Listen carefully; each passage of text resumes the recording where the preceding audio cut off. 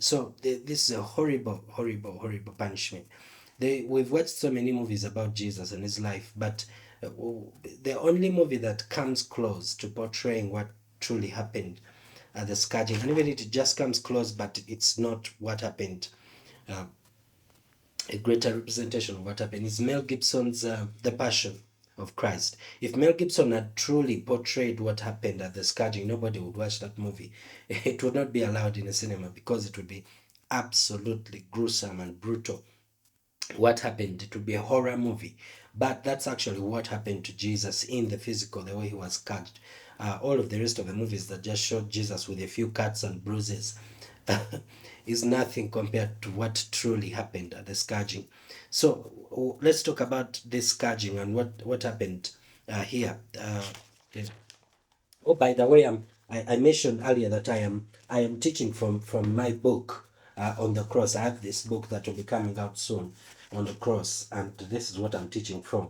Um, I'm going to read Psalm 22, but before I do that, I just want to mention to explain it a bit. So here's how scourging happened. After they had fastened this person properly and stretched them out, and the soldiers taken their positions beside him and taken their flagellums ready, they would then proceed to start the scourging.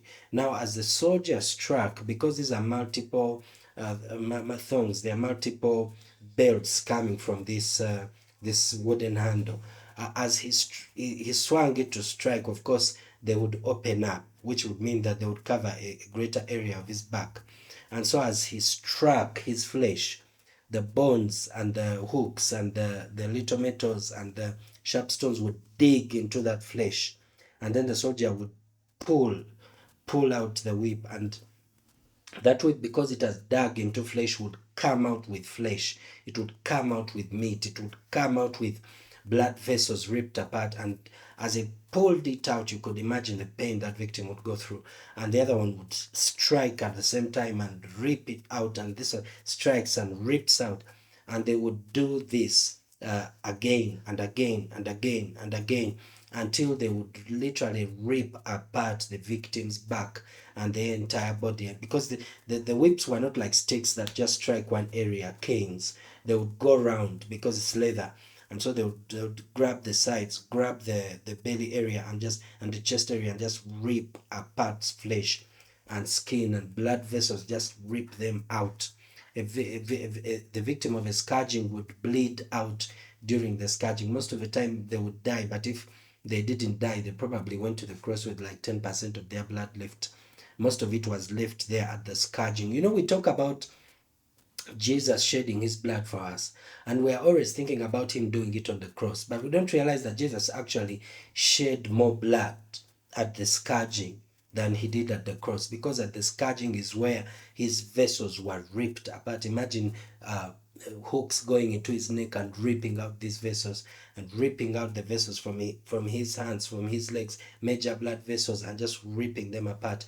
They would scourge a victim until you could see their innards, their intestines, their stomach, and you would see their heart beating, and you would see their bones and could count their ribs. You could see their bones with your own eyes. They would scourge them until they had no skin left, until all the skin had been ripped apart and was there spread on the ground. Imagine somebody being scourged and his flesh and blood is on the ground, and you can see his heart beating and his bones, and he's just writhing in pain. And after they'd struck you and they were satisfied with the back, they would just open you up and then scourge the front too, and rip apart whatever was left off on the front.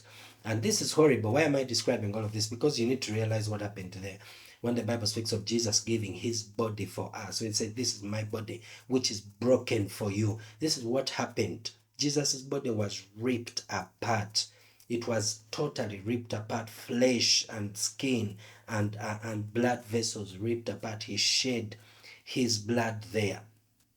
This was the scourging. And this is how the Romans would scourge a victim. They would beat you to the brink of death. And when the soldier, quasi doctor, was satisfied with this scourging, and would see that you're about to die, then they would stop the scourging. So they did this with Jesus. They beat him like this. They ripped apart his body. He shed his blood right there. His body was broken. He talks in Psalm 22 about it, beginning in verse 12. He says, "Many bulls have surrounded me. Strong bulls from Bashan have encircled me. They have opened their mouths to attack me like ferocious roaring lions. I am poured out like water, and all my bones are out of joint. My heart is like wax, it has melted within me. My strength is dried up like uh, pieces of broken pottery. My tongue sticks to the roof of my mouth."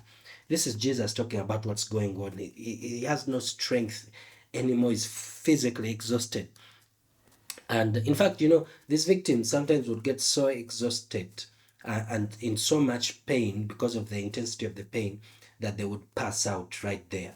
And the Romans called that the half death. They would pass out. And you know what the Romans would do? They would grab a bucket of cold water and pour on this person who has passed out because of pain, but they would pour cold water on them, which would, because that's even more pain, would cause the victim to come back to their senses, and then they would continue with the scourging.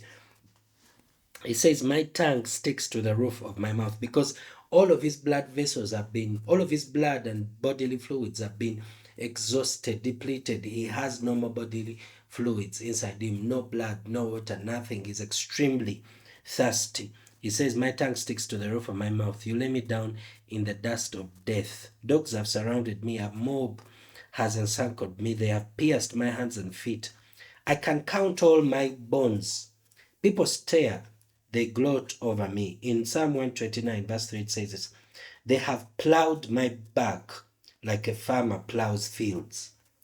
They made long slashes like furrows. The Lord is righteous. He has cut me loose from the ropes that wicked people tied around me." In John 19:28, it says, "After this, Jesus, knowing that all things were now accomplished," that is on the cross, he says this, that the scripture might be fulfilled, saith, "I thirst." So this is what happened to Jesus. His body was so ripped apart that you could count his bones.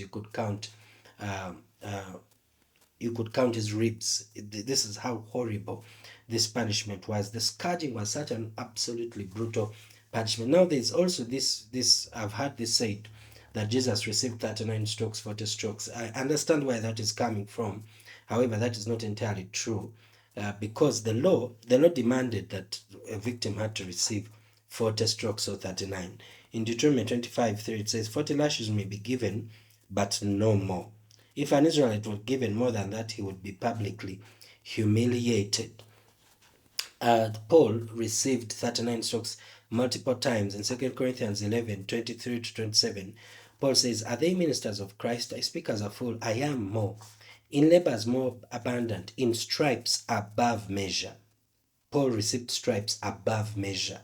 That means he received more than 40 stripes. In prisons more frequent, in deaths of the Jews 5 times received I 40 stripes, save one. Of the Jews, thrice, that's 39 stripes. Thrice was I beaten with rods, is where they would take rods and beat your legs until they broke them. Once I was stoned, this is where they would stone you to death. They would literally stone you until you died. And they did that to Paul, killed him. Thrice I suffered a shipwreck. A night and day I have been in the deep. Imagine being in the deep. He suffered a shipwreck. The ship he was in capsized, and he's in the water in the deep night and day, 24 hours without rescue. And he says, in journeyings often, in perils of waters, in perils of robbers, in perils by my countrymen, in perils by the heathen, in perils in the city, in the perils in the wilderness, in perils in the sea, in perils among false brethren. Paul had no respite. There's nowhere he went that he was safe. In the city, in the country, among his people, among strangers, all of them hated him, all of them beat him up. In weariness and painfulness, in watchings often, in hunger and thirst, in fastings often, in cold and nakedness. By the way, this is something that I missed out, but I'm going to come back to quickly. So imagine all of this that Paul went through is nothing compared to what Jesus went through. But I was talking about this concept of saying that Jesus received 39 strokes or 40 strokes. That's not true. Why? Because that was a Jewish law. The Jewish law forbade the beating of a person beyond measure, beyond 40 strokes. But the Romans were not subject to Jewish law. The Romans did not obey. In fact, the Romans despised Jewish law. The Romans would scourge a person until they almost killed him. If that took 100 blows, they gave him 100 blows. If that took 500 blows, they gave him 500 blows. If that took only 20 blows, they gave him 20 blows. But the Romans were not subject to Jewish law. That's why Paul says that he received stripes above measure. That means that he was beaten beyond 40. But then he says, of the Jews I received 39, because the Jews had to obey the law. They beat him 39. But the Romans did not care, and the Gentiles did not care. They beat you until they were satisfied. So Jesus received much, much, much more than 39, 40 stripes. Jesus was beaten until his entire body was broken, until his body was ripped apart. But I think I forgot was that when they were scourging, the first thing they did is undress the victim butt naked. Jesus was standing there butt naked in front of his disciples, in front of his female disciples, in front of all these people that he had healed, that he had laid hands on, that he had ministered to, that he had fed, these people who had held him in high esteem. He was butt naked in front of them, and he was scourged before them, all of them watching him taking the scourging.